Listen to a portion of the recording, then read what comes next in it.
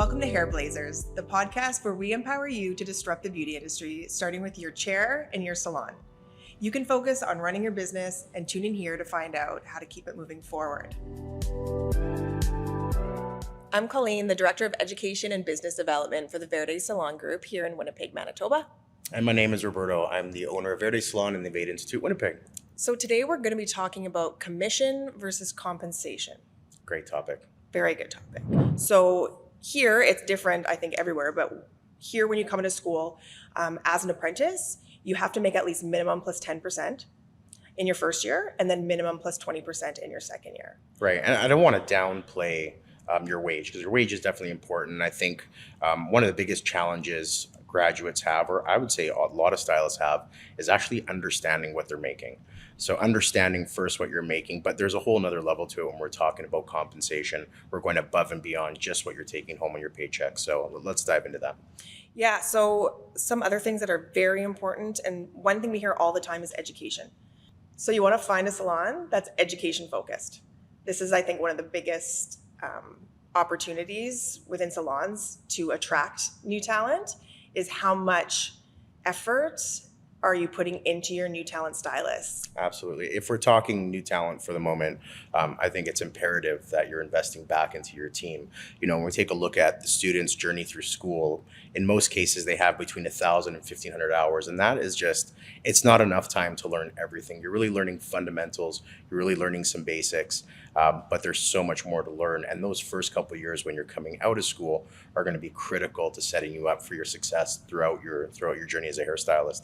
That's actually a way that I kind of have learned to think about it and to share with new talent stylists is picture your first few years coming out of school as like an extension of your education. Of course. So if you're going to get, a law degree, you're paying a ton of money to go to school for, I don't even know how many years, like probably 8 years. And here you're going to your first main part of school for a year or even sometimes less. And then you're getting paid for, say, the next 1 to 2 years, really, for even more education in a salon. Well, that's what should be happening. That's what we should be looking for. Unfortunately, it doesn't always work out that way, which I think is why it's very important to be sourcing out education in the salon. Let's talk, what types of education are you talking about in particular? I think it's a wide range of education. So I think that not just technical, but personal development. Being in a Veda salon, obviously POD, which is points of difference. What is your salon doing and what are you doing for your guests that's going to keep them coming back?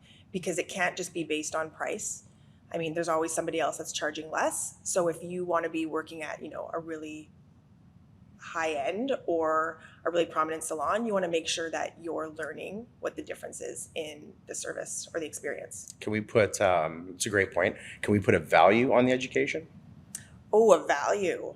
A dollar value? A dollar value. What does that mean to someone coming out of school who's starting out their career? What does that investment look like for them? And what's the cost of the salon? What does it mean to them? What does that compensation look like? Yeah, well, I'd say in many cases, when stylists graduate and go to salons, I would say a lot of the time they're in charge of paying for their own further education.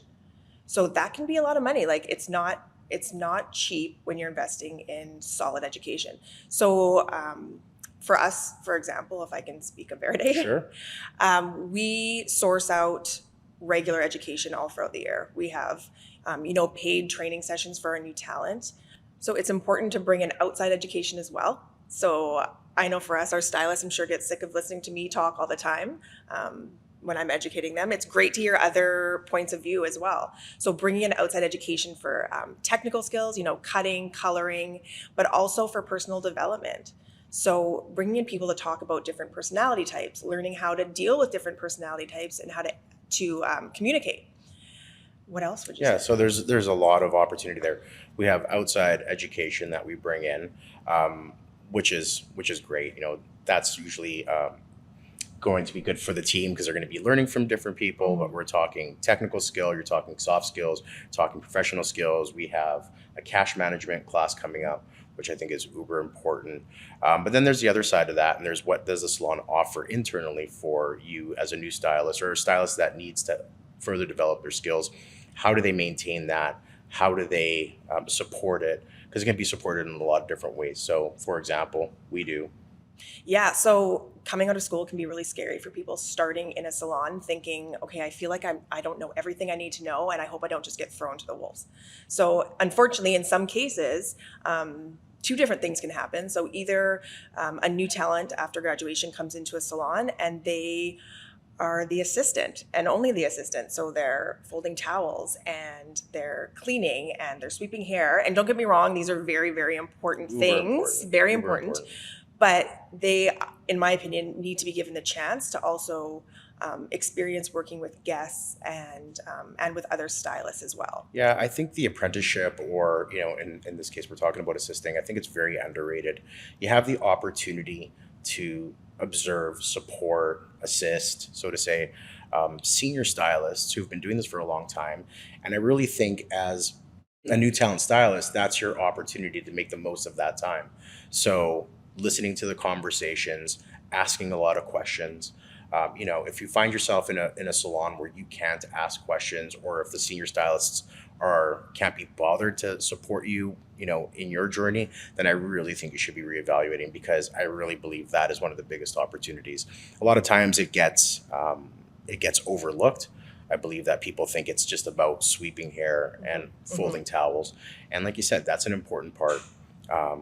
No doubt that those are critical to how the salon's going to run. But in that time, you have also the opportunity to interact with your senior stylist guests, to learn from them, and you really have to make the most of that. That is some of the best education you're going to get, is really on the job, in the moment, as authentic as it's going to be. So please take advantage of that. Absolutely. And I think, though, it's also fair to be asking. So this is great. I'm going to be assisting, learning from their stylist. What does my career path maybe look like?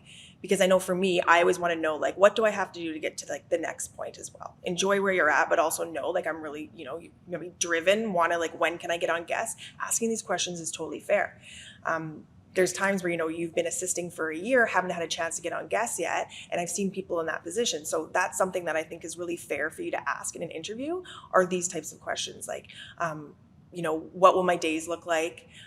What will my opportunities to be on guests be? So just allow yourself to ask these questions and not be afraid.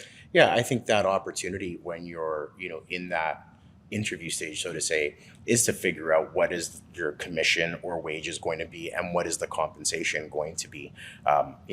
You really want to know what that path looks like. There should be no guessing in that. Understanding what the path looks like and how do I get from point A to point B. So let's get back to compensation. We talked about education, obviously a really big part of your journey, and something that you should be focusing on. Other types of compensation. Yeah, other types of compensation, things like health benefits, vacation pay. Are you getting discounts on your services? Are you getting discounts on your product? Is your family getting discount on services? Like, there's so many other parts of compensation.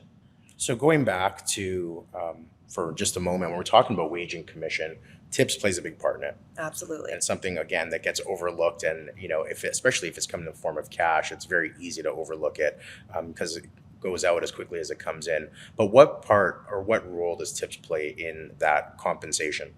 So we always, when we introduce our compensation plan to the new talent, I always want to make sure people include tips in their wage. It's not one of those things where it's just extra. I mean, if somebody wants to just take their money and spend it how they want, that's fine. But I like to picture it as being part of your overall compensation, which then kind of allows you Allows you a lot of financial freedom. Yeah. Especially, coming out, if you are a new talent stylist, you are looking at definitely a lower commission level or lower wage to start out. Tips can really boost that significantly, as long as they're viewed in that way. If you view them and take them seriously as part of your compensation, then definitely have the opportunity to make more and have more financial freedom in your future. Something else you want to look for, and this isn't obviously a do or die for what salon you're going to go to, but does your salon allow the guests to pay tips over credit card?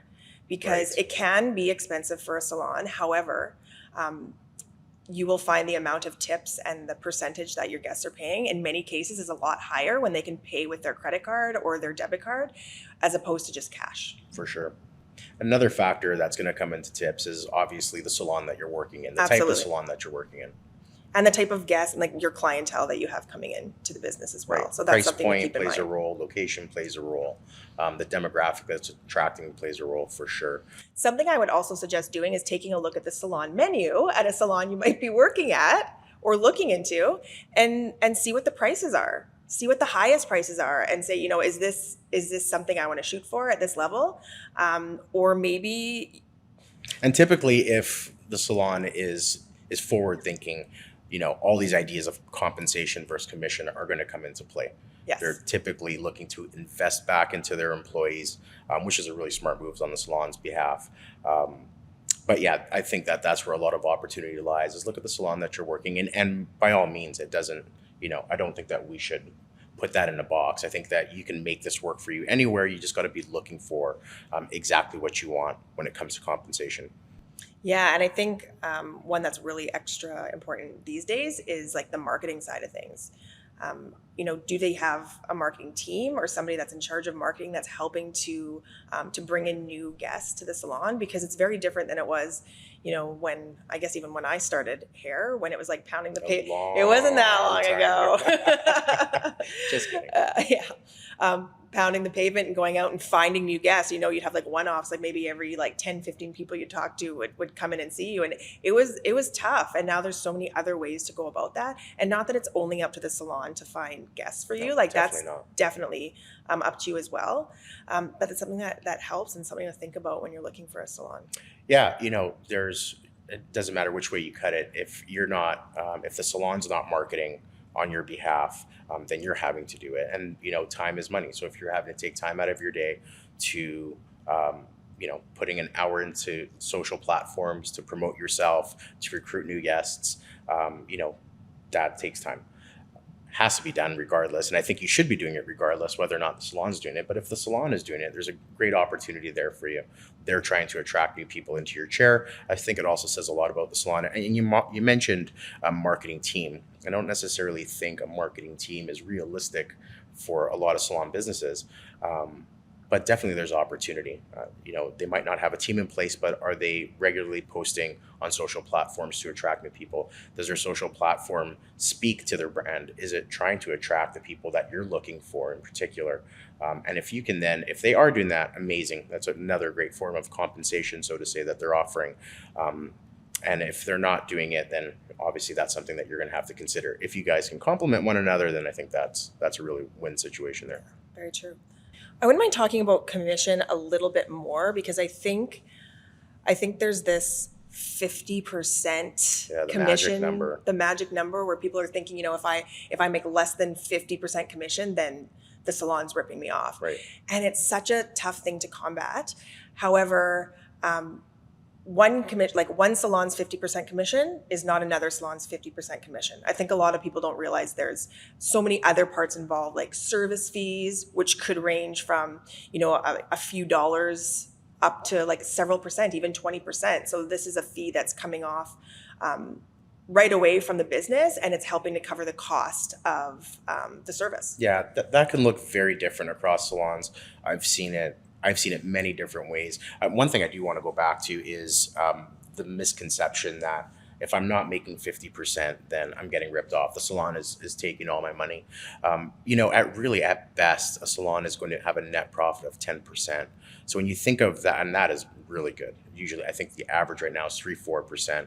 So when you take a look at the amount that the salon's investing to gain 3-4%, 50% is a great number. I think 50% actually is a really high number. So if you're at 50% right now, congrats to you. But it really also depends on the service charges that come off. And typically a salon is going to deduct the cost of the service. And the cost of service, you're looking at the cost of the color, cost of the water to use, everything comes into play. Everything. It really comes into play. So you really have to know how that formula works, because, you might be making 50%, you might be making 60%, but if your product charges are, overrated and definitely being overcharged, then 60% really isn't 60%. Absolutely. And, if you have one guest coming in a week at 50%, and Right. you could have 20 guests coming in a week somewhere else at 40%, really, where are you making more money? Yeah. So, I think that you just have to look at some things. If it sounds too good to be true, it probably is. I think you made a really good point. It's very easy to promote a high commission rate in order to, I don't want to use the word because I don't think that's the right word, but in order to attract stylists. But again, then, what is a salon putting back into it? So if you're going into a salon, they've offered you 50%. Sounds like a great deal. My previous salon was offering me 40 and make 10% more.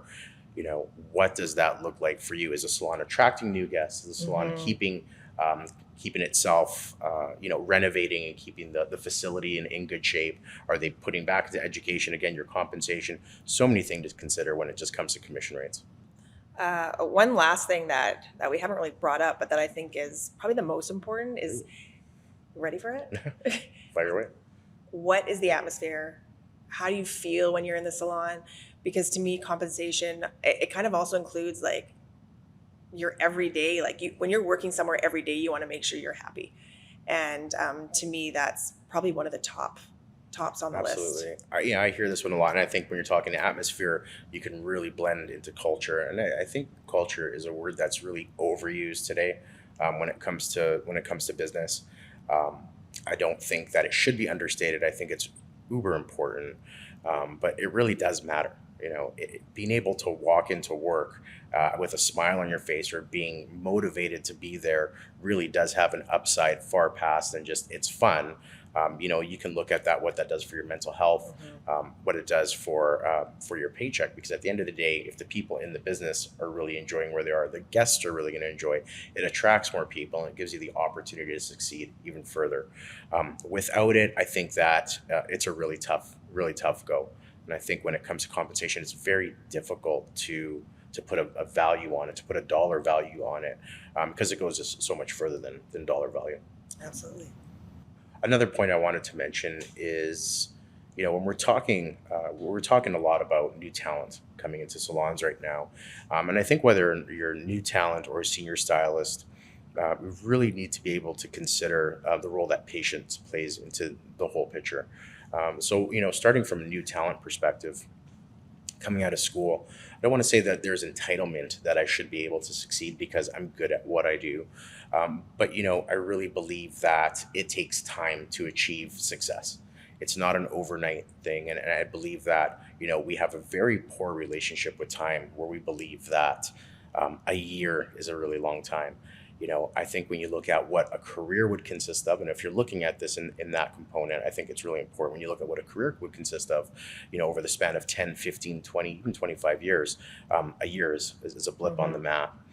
So being able to come in, I really believe strongly in macro patience and micro speed. We talk about this a lot in our business, something that we've learned from spending time at VaynerMedia, is really understanding what that picture looks like and understanding what the game plan looks like overall. And, if we have macro patience, that means the big picture, we can be patient in our success and really work day to day with a lot of speed as far as, being willing to try new things, be willing to fail, make mistakes, learn from them. That's where you're going to get to. That's when you're going to get to where you want to go to a lot quicker. So, when we're taking a look at compensation, a lot of times we really want to move that needle quickly. I feel like I should be I feel I should be at $60,000, $80,000, $100,000 a year within the first 3-4 years.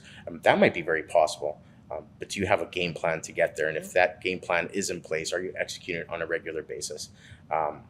And even though you may be putting that effort in, being very realistic with time, again, your relationship with time, understanding how long those things take so that you're not burning out, so that you're not getting frustrated by the fact that it's not happening fast enough for you. Patience, always, big in my books. Yeah, that's a tough one for I think a lot of us. Always has we want been it for now. myself, of course. We want it now. When we take a look at when we opened, I guess 5 years ago now, what I thought we would be able to accomplish in 1 year or 2 years definitely didn't pan out the same way. But I look at now back how much we did accomplish in 1 or 2 years, being more in that moment really been very beneficial for myself because there were so many great things that happened. But you just believe for some reason that they should be happening a lot faster. I think that if you can actually have a great relationship with time and really be aware of your patients, be very self-aware, I think that it can take you really far. Thank you for listening. Remember to leave us a review, share with your team, and tune in next month for the next episode.